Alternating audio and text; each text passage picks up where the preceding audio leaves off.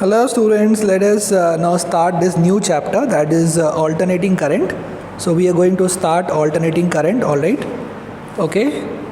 So we had discussed the concept of alternating EMF in the last chapter, that is EMI. तो EMI में हम लोगों ने discuss किया था the concept of alternating EMF, all right? So in this chapter first we'll discuss the concept of alternating EMF, and then from that we'll try to understand what is alternating current. Okay, so let us start. This is alternating EMF.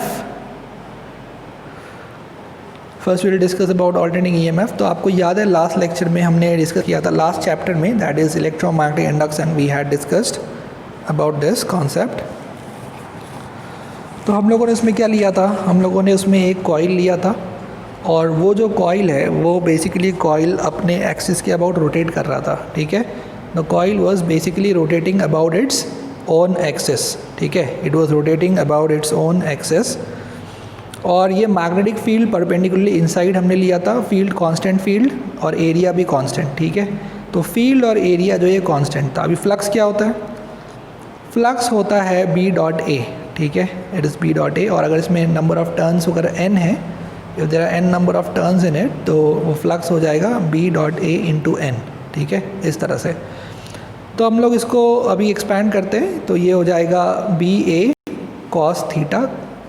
Theta is the angle between the field vector and the area vector, और into ये हो जाएगा n. तो यहाँ पे जो coil है, ये कॉइल बेसिकली रोटेट कर रहा है. तो जब कॉइल रोटेट करेगा तो कॉइल के साथ उसका एरिया वेक्टर भी रोटेट करेगा. चलिए मैं आपको इधर समझाता हूँ एक और डायग्राम के थ्रू. तो देखिए, जैसे कि ये आप देख रहे हो यहाँ पे कॉइल, ये कॉइल है, कॉइल का एरिया वेक्टर उसके परपेंडिकुलर. तो जब ये कॉइल अपने एक्सिस के अबाउट रोटेट करेगा, तो यहाँ पे एक एक्सिस ले लिया हमने, तो जब ये इस एक्सिस के अबाउट ओमेगा से रोटेट करेगा, तो ये जो एरिया वेक्टर है, ये एरिया वेक्टर भी ओमेगा से रोटेट करेगा. ठीक है, इस तरह से.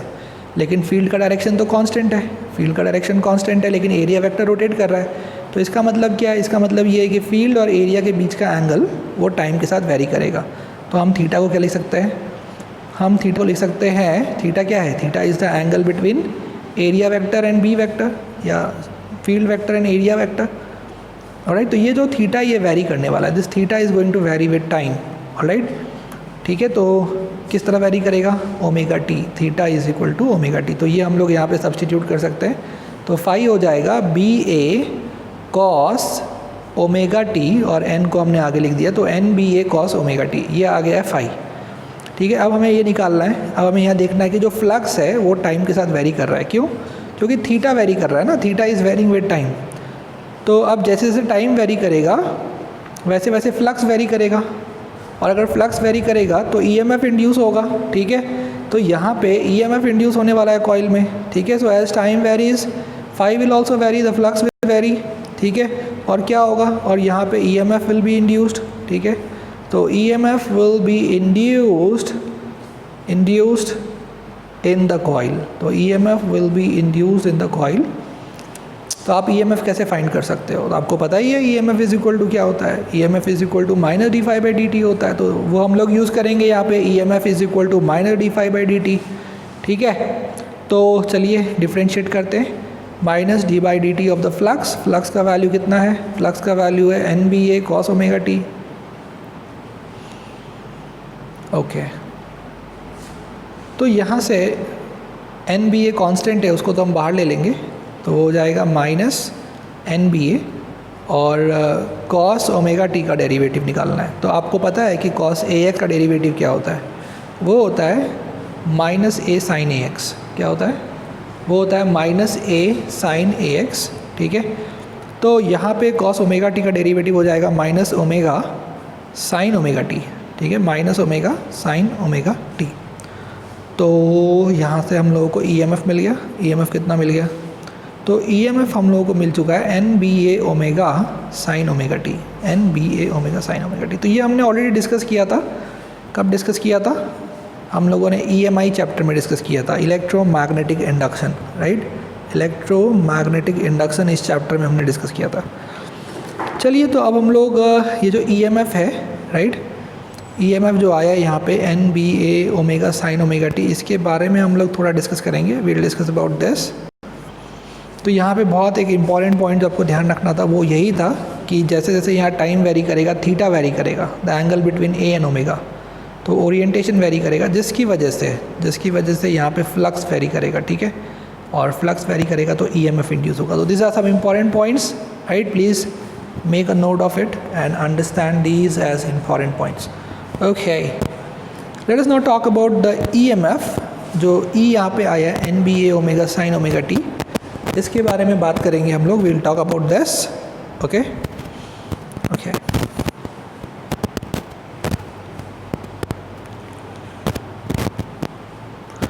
ओके, तो ये जो एंगल है, ये angle will vary, right, with time, therefore the flux will vary and EMF will be induced.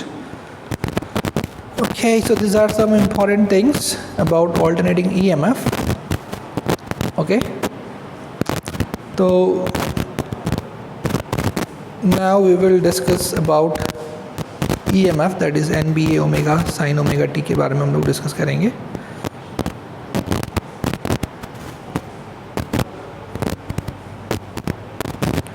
Yeah, so let us discuss now.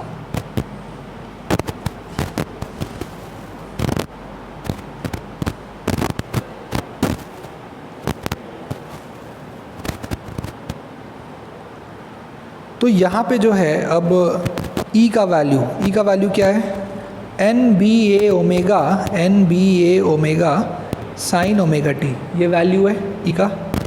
तो इसमें जो है अगर आपको मैक्सिमम EMF चाहिए, E मैक्सिमम आपको अगर फाइंड आउट करना है, तो साइन ओमेगा टी का वैल्यू मैक्सिमम होना चाहिए, क्योंकि एन बी ए ओमेगा तो कांस्टेंट है, right, N B A omega constant है, तो वेरिएबल क्या है, वेरिएबल है साइन ओमेगा टी।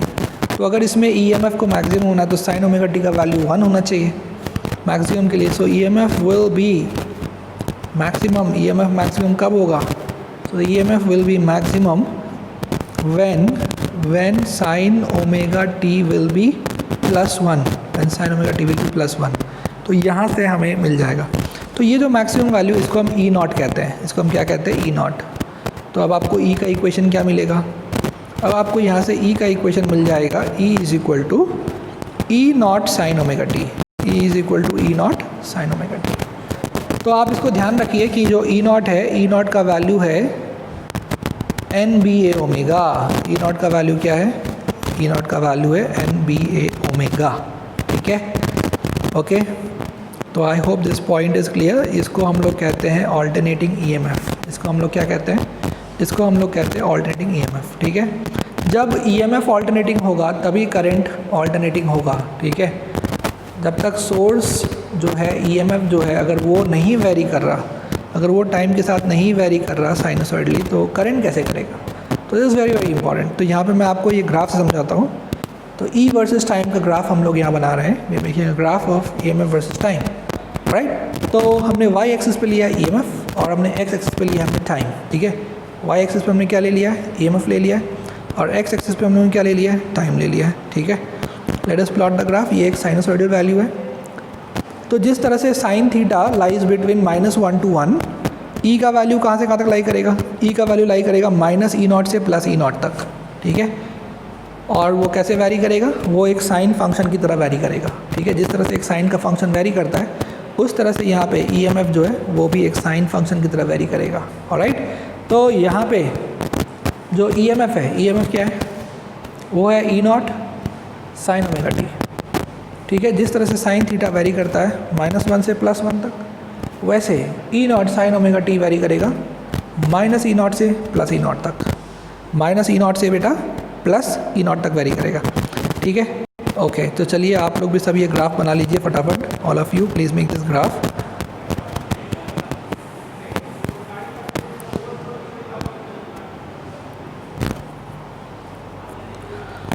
तो जिस तरह से मैंने समझाया आपको कि ये जो E का वैल्यू है, it lie between -E0 to E0 because sign omega T will lie between -1 to +1। Sign omega T जो है that will lie between -1 to +1। Okay, आप लोग का मैथमेटिक्स तो बहुत स्ट्रॉन्ग है, तो ये पॉइंट तो आप लोग समझ ही गए होंगे। और आप देख सकते हो यहाँ पे हमने प्लस ई नॉट और minus E naught, we are just showing you plus E naught minus E naught, right. So यहाँ पे जो ईएमएफ है, ईएमएफ का पोलैरिटी बार बार चेंज हो रहा है, ठीक है। जैसे आप यहाँ पे मैं लिख रहा हूँ ये टाइम टी टू टी, ये जो है ये एक्चुअली टी क्या है, T is the time period, T क्या है, T is the time period, ठीक है। तो एक टाइम पीरियड में अगर आप ध्यान से देखो तो यहाँ पे ईएमएफ का पोलैरिटी 2 बार चेंज हो रहा है, ठीक है। टाइम पीरियड क्या होता है, टाइम पीरियड होता है 2π/ω। तो सबसे इम्पॉर्टेंट है हम लोग यहाँ पे डिस्कस करने वाले हैं अबाउट द पोलैरिटी, कि ईएमएफ का पोलैरिटी किस तरह से चेंज हो रहा है, ठीक है। So let's talk about that. Okay,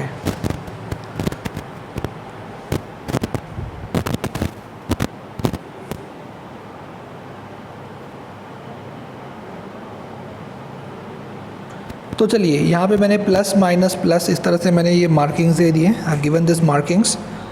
सो जब प्लस है तो उसका पोलैरिटी का सेंस इस तरह से कि मान लो करंट अगर एंटी क्लॉकवाइज है तो माइनस जब होगा पोलैरिटी तो करंट क्या हो जाएगा, क्लॉकवाइज, यानी करंट का जो डायरेक्शन है वो बार बार चेंज हो रहा है। ईएमएफ का जो पोलैरिटी है वो बार बार चेंज हो रहा है। तो आप देख सकते हो कि एक टाइम पीरियड में 2 बार चेंज हो रहा है डायरेक्शन, एक टाइम पीरियड में 2 बार चेंज हो रहा है, प्लस से माइनस, माइनस से प्लस, एक ही टाइम पीरियड में 2 बार ये चेंज हो रहा है। हम लोग ऑल्टरनेटिंग ईएमएफ को कैसे रिप्रेजेंट करते हैं, हम लोग उसको रिप्रेजेंट करते हैं इस तरह के एक साइन से, राइट। एक सर्कल के अंदर इस तरह का हम एसी का साइन दिखाते हैं, ये डीसी का साइन है, ये एसी का साइन है, ठीक है। तो यहाँ पे हमने रजिस्टर ले लिया एक, और इस रजिस्टर को हमने एसी यानी ऑल्टरनेटिंग ईएमएफ से हमने कनेक्ट कर दिया है, यानी E is equal to E not sine omega T से हमने यहाँ पे क्या कर दिया, कनेक्ट। तो जब t/2 0 से t/2 तक क्या होगा, करंट का डायरेक्शन कैसा है, मान लो करंट का डायरेक्शन है क्लॉकवाइज, तो t/2 से लेकर t तक डायरेक्शन क्या होगा, एंटी क्लॉकवाइज। फिर t से लेके आगे 3t/2 यानी 1.5t तक क्या होगा, फिर से क्लॉकवाइज। फिर 3t/2 से 2t तक क्या होगा, फिर एंटी क्लॉकवाइज। तो ये करंट का डायरेक्शन बार बार चेंज हो रहा है यहाँ पे, इसलिए हम लोग इसको बोलते हैं ऑल्टरनेटिंग ईएमएफ और ऑल्टरनेटिंग करंट, ठीक है। डायरेक्ट करंट में ऐसा नहीं होता। डायरेक्ट करंट में क्या होता है, डायरेक्ट करंट में जो करंट का डायरेक्शन है वो कांस्टेंट रहता है, उसको यूनिडायरेक्शनल कहते हैं। तो उसमें जो है करंट का डायरेक्शन कैसा रहता है, एक डायरेक्शन में, उसको यूनिडायरेक्शनल हम लोग कहते हैं। लेकिन यहाँ पे जो करंट का डायरेक्शन है वो चेंज होता है, एक टाइम पीरियड में 2 बार चेंज होता है, ठीक है। एक टाइम पीरियड में जो करंट का डायरेक्शन है ये 2 बार चेंज होता है, that's very very important. So in one time period the direction of the current, direction मतलब बेसिकली हम लोग पोलैरिटी बोल रहे हैं। So direction of the EMF आप बोल लो, पोलैरिटी बोल लो, ठीक है। Direction of the EMF, the polarity, it changes twice, it changes twice, 2 bar change होता है। तो this is very very important. Okay, great.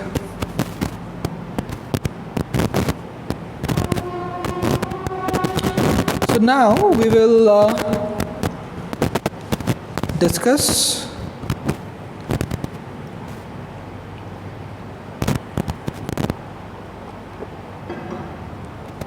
the phasor diagram। तो हम लोगों ने एक बार फेजर डायग्राम डिस्कस किया था एसएचएम में, सिंपल हार्मोनिक मोशन में हम लोगों ने फेजर डायग्राम डिस्कस किया था। तो यहाँ भी हम लोग फेजर लेने वाले हैं, ईएमएफ का फेजर और करंट का फेजर, ठीक है। तो ईएमएफ का जो फेजर हम लोग लेंगे उसका लेंथ होगा ई नॉट। हम लोग ई नॉट लेंथ का एक हमने फेजर ले लिया है, और ये हमने एक रेफरेंस लाइन से इसका एंगल मान लिया है ओमेगा टी, क्योंकि यहाँ पे जो फेज एंगल है वो ओमेगा टी है, right. E is equal to E not sine omega T, तो phase angle is omega t, right. तो ये जो अपोजिट है ये क्या आएगा, E not sine omega t, ठीक है। तो हमने यहाँ पे जो फेजर लिया है वो फेजर का लेंथ है ई नॉट। चलो अब हम लोग यहाँ पे will just consider very simple AC circuit containing the resistor and alternating EMF, ठीक है। तो let us make this diagram, let us make this simple diagram here। Okay, all of you can also make the diagram along with me।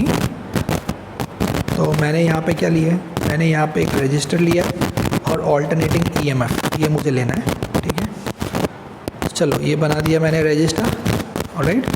So all of you can also make. और ये हमने यहाँ पे ले लिया है alternating EMF. Okay, is this clear? Yes, I am sure this is clear to you. So this is an AC circuit containing only resistor, is only resistor. Yeah, हम लोग ये भी करने वाले AC circuit containing inductor, containing capacitor, containing inductor and capacitor, containing inductor resistor, ये सब लोग बाद में करने वाले, but this is your an AC circuit containing only resistor. तो हम लोग यहाँ पे बात कर रहे हैं सिर्फ रेजिस्टर के बारे में, ठीक है, containing only the resistor. Okay, तो E का वैल्यू हो गया E0 साइन ओमेगा टी. अब करंट I एज्यूम कर लेते हैं, लूप लॉ लिख देते हैं. तो लूप लॉ से हम लोग को क्या मिलेगा?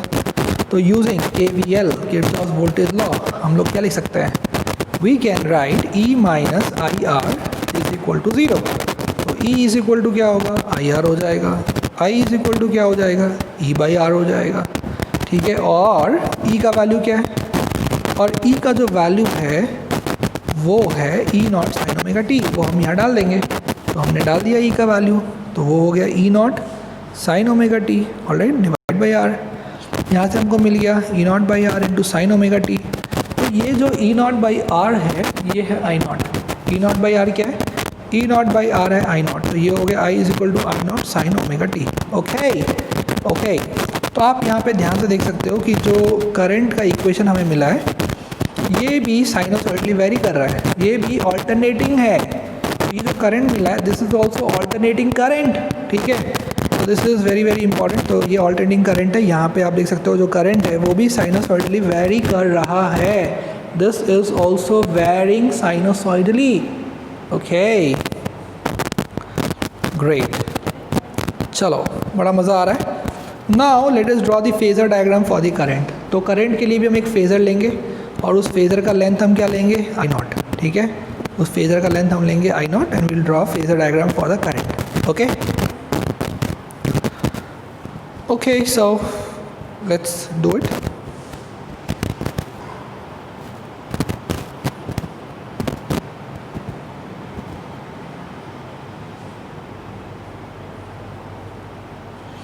सबसे पहले हम यहाँ पे ग्राफ बना देते हैं करंट का. तो करंट कैसे वेरी कर रहा है? करंट साइनोसॉइडली वेरी कर रहा है, right. Current is varying sinusoidally. Maximum value क्या होगा करंट का? Plus I0. मिनिमम वैल्यू क्या होगा? Minus I0. तो ये मैंने यहाँ पे करंट का क्या बना दिया है? करंट का मैंने डायग्राम बना दिया है कि करंट किस तरह वेरी करेगा, राइट. यहाँ पे जो करंट है वो बाई डायरेक्शनल है, मतलब T/2 टाइम के लिए, आधे टाइम पीरियड के लिए करंट अगर क्लॉकवाइज है तो नेक्स्ट हाफ टाइम पीरियड के लिए करंट कैसा है? Anti clockwise. तो करंट का डायरेक्शन जो है वो बार बार चेंज हो रहा है, एक टाइम पीरियड में 2 बार चेंज हो रहा है. This is very very important. ठीक है, तो यहाँ पे जो करंट है, करंट का मैक्सिमम वैल्यू आप क्या लोगे? Plus I0. मिनिमम वैल्यू क्या लोगे आप? Minus I0. तो प्लस I0 और मिनिमम वैल्यू है इसका माइनस I0. तो ये हो गया करंट का graph. Okay, good. So now we will draw the phasor diagram for this, right, कि यहाँ पे करंट का फेजर डायग्राम क्या है, कैसे करंट वेरी कर रहा है. So let's make that phasor diagram.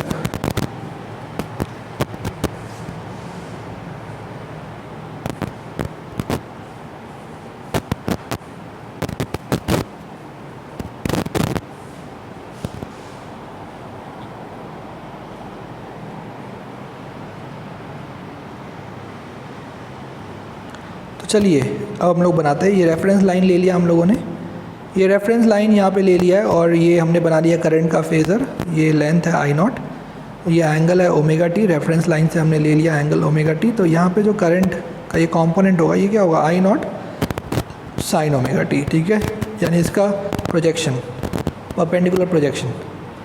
Okay, तो जो करंट है ये दोनों जो है सेम फेज़ में, करंट और EMF दोनों का जो फेज़ एंगल है वो सेम है. ठीक है, करंट के लिए भी फेज़ एंगल है ओमेगा टी, EMF के लिए भी फेज़ एंगल ओमेगा टी है. ठीक है, तो दैट्स वेरी वेरी इंपॉर्टेंट. ये समझना बहुत ज़रूरी है यहाँ पे कि करंट और EMF दोनों सेम फेज़ में है. तो in an AC circuit containing only resistor, in an AC circuit containing resistor या only resistor, the current and EMF are in phase.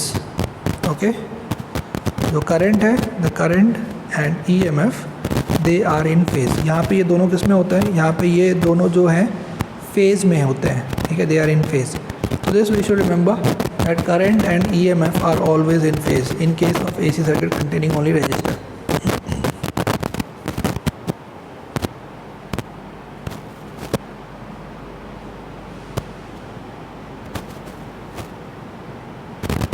सो अगर हम चाहें तो दोनों को एक साथ दिखा सकते हैं। यहाँ पे ईएमएफ और करंट जो है हम दोनों we can show them together, E not I not, ठीक है, इस तरह से आप फेजर डायग्राम बना सकते हो because they are in phase.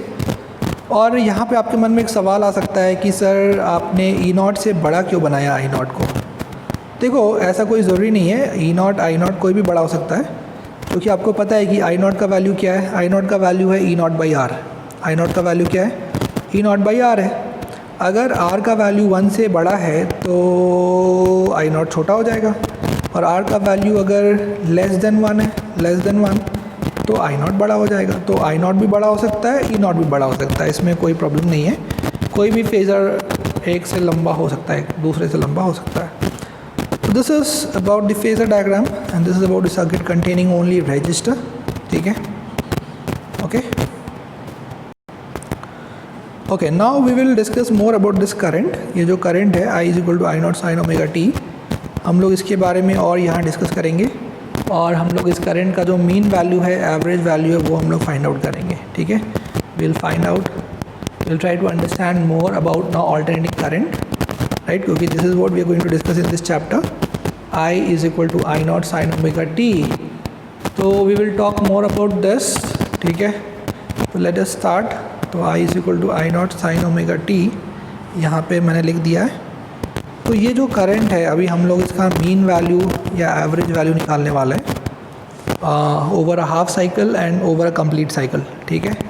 तो we are going to find out the mean value, that is the average value, right. तो पहले हम लोग फाइंड आउट करेंगे हाफ साइकिल के लिए, over half cycle, and then we will find out for the complete cycle, okay. चलो, so let us start.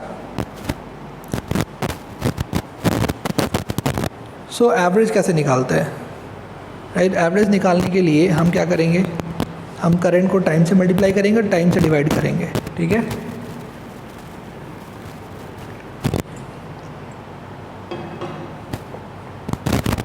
सबसे पहले हम लोग करेंगे ओवर अ फुल साइकिल।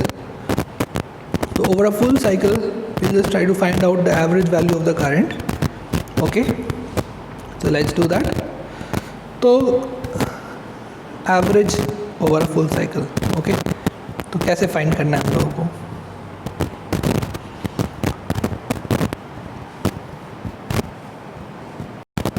चलिए। तो यहाँ पे जो करंट का इक्वेशन है, एवरेज अगर निकालना है आपको, तो हम इस तरह से ये ब्रैकेट डाल देंगे, ये एवरेज का साइन है। तो integration I D T, current को आप टाइम से मल्टीप्लाई करो, क्योंकि यहाँ पे current is a function of time. You want to find the area under the graph and divided by time.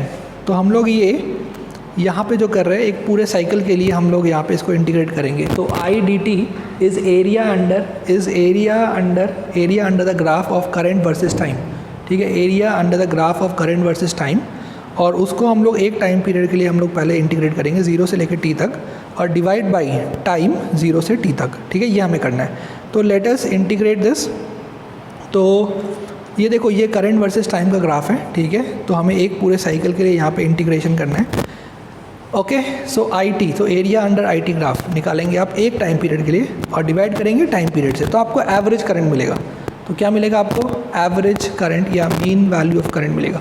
तो लेट अस स्टार्ट। अभी आप यहाँ पे आई का वैल्यू डाल दो। आई का इक्वेशन क्या है, आई नॉट साइन ओमेगा टी। तो हम यहाँ पे आई की जगह क्या डाल देंगे, हम यहाँ पे आई की जगह डाल देंगे I not sine omega t, I not sine omega t multiply by d t, okay okay. So multiply this by d t, divide by, आप कर रहे हो डी टी का इंटीग्रेशन 0 से t तक, ये t आ जाएगा, कैपिटल T, जो कि डी टी का इंटीग्रेशन t होगा, और लिमिट्स आप डालोगे 0 से t, तो t आ जाएगा।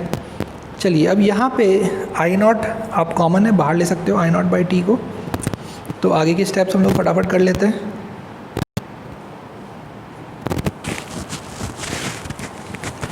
तो यहाँ से हमको आगे के स्टेप्स मिल जाएंगे, तो वो हो जाएगा,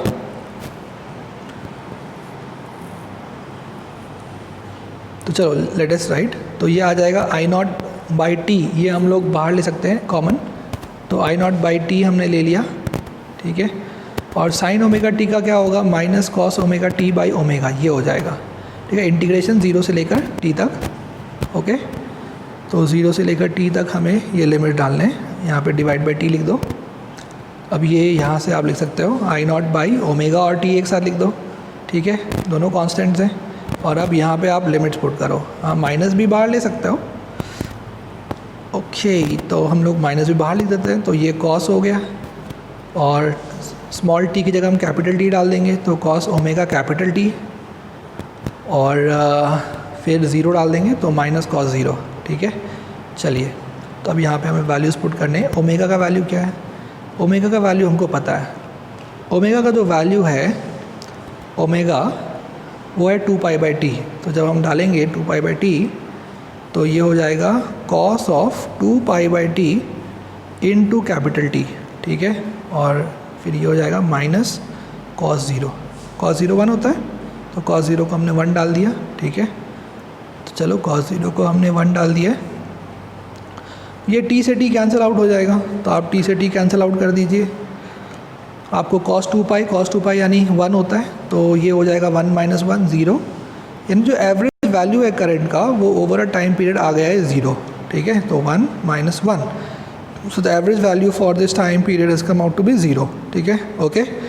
इसका मतलब क्या है कि एक पूरे साइकिल में ये 0 है, क्यों, because the area under the graph is 0।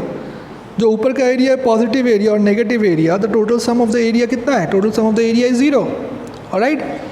So we should understand is the average value of current over a full cycle, over a complete cycle is always 0.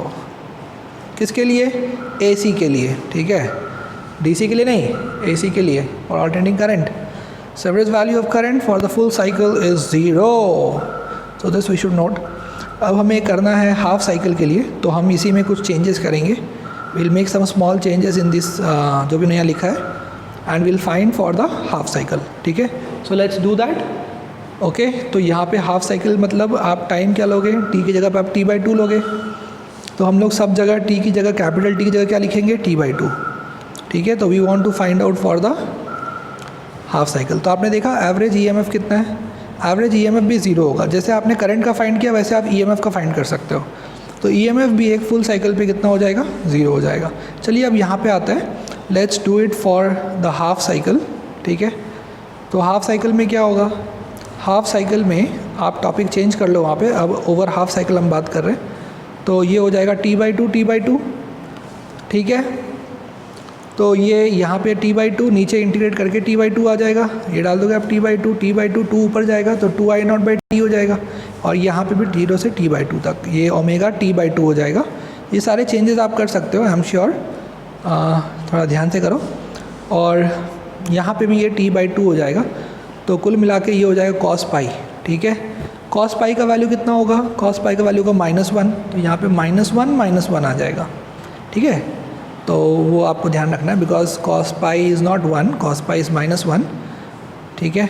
तो हम लोग यहाँ पे ये 2 लिख देते हैं पहले, तो 2i0 और cos पाई की जगह हम डाल -1। इसको सॉल्व कर लेते हैं। इसको जब आप सॉल्व करोगे तो यहाँ पे आप देखोगे कि वो 1 + 1 2 हो जाएगा, और 2 × 2 हो जाएगा 4, तो ऊपर हो जाएगा 4i0, ठीक है, बाई ओमेगा टी। चलिए, तो यहाँ पे हमने थोड़ा स्पेस क्रिएट कर लिया है आगे लिखने के लिए। तो जो करंट है वो आ गया है 2i0 बाई ओमेगा का मतलब है 2 पाई / t × t, और ये है -2, तो ये माइनस माइनस प्लस, ये टी कैंसिल किया आपने, minus plus 4i0 divide by 2 पाई, तो 2 से 2 यहाँ आपको मिल गया 2i0/पाई, ठीक है। तो एवरेज वैल्यू कितना आ गया है, 2i0/पाई आ गया। ये 2 मतलब 2 पाई का वैल्यू 3.14, तो 2/पाई का वैल्यू कितना होगा, 0.637 आप लिख सकते हो। तो यहाँ से जो है आपको एवरेज वैल्यू ऑफ करंट वो आपको मिल जाएगा 0.637 ठीक है। तो ये हो गया ओवर अ हाफ साइकिल, ठीक है। टॉपिक आप वहाँ लिख लीजिए, ओवर अ फुल साइकिल को हटा के आप लिख लीजिए over a half cycle, alright. चलो, तो we have calculated this and I am sure आप लोगों को बड़ा मज़ा आ रहा है, सब समझ में आ रहा है। तो एवरेज वैल्यू ऑफ करंट, ठीक है, average value of current during a positive half cycle. So during a positive half cycle कितना होगा? ये हो जाएगा 0.637I0। कितना हो जाएगा? 0.637I0। तो वैसे ही average value during a negative half cycle कितना होगा? तो during a negative half cycle हो जाएगा -0.637I0, ठीक है, ऑलराइट, ओके। सो इस तरह से हमने ये डिस्कस किया है। अब अगले वीडियो में हम लोग डिस्कस करेंगे root mean square value of current, right, और उस पर क्वेश्चंस लेंगे। और उसके बाद जो नेक्स्ट वीडियोस होंगे उसमें हम लोग डिस्कस करने वाले हैं different types of AC circuits, okay. So आप लोग इसी तरह मेहनत करते रहिए, keep up the good work, keep working hard, ठीक है, all things will be all right. And आपका एग्ज़ाम भी आने वाला है, right, so all of you keep preparing nicely, keep up the good work. Okay students, so bye. We will discuss, we'll take questions and other things in the next video. Till then, bye.